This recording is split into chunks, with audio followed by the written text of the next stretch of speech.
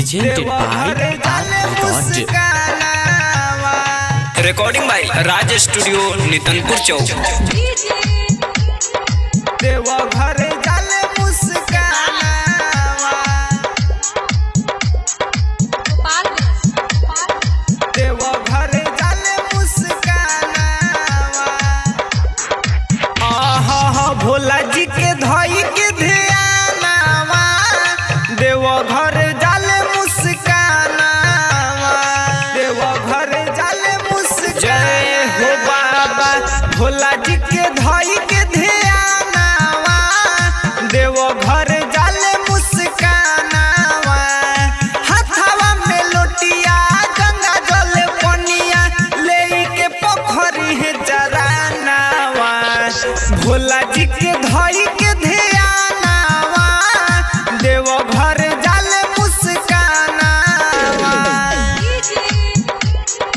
देवघर जाले मुस्कानावा, देवघर जाले मुस्कानावा।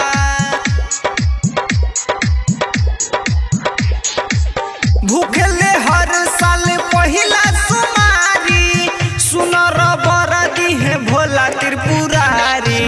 भूखले हर साल पहिला सुमारी, सुनर बरदी है Bhola Tripurari.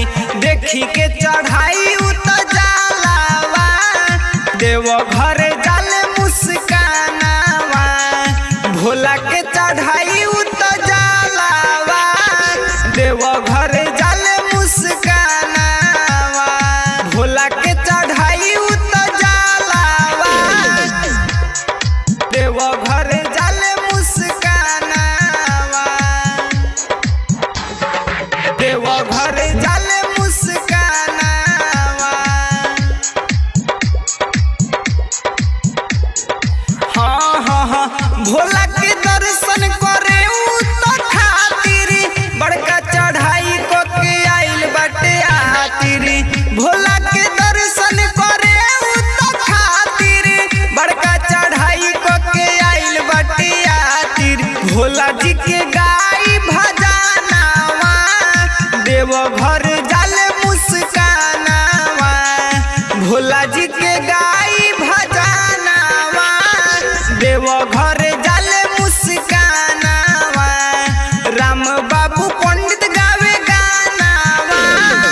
Recording by Raj Studio, Nitanpur Chowk.